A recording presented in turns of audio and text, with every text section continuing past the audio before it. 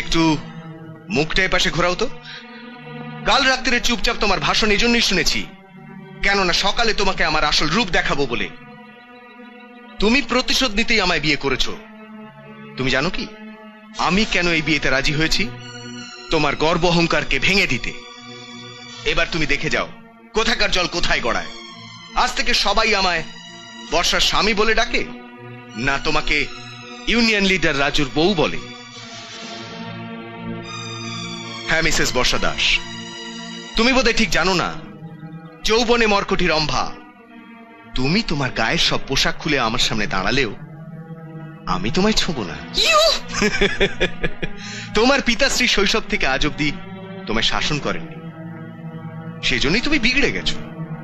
No problem, যে কাজ আমার শ্বশুর করতে পারেননি সেই কাজ এই জামাই করে দেখাবে।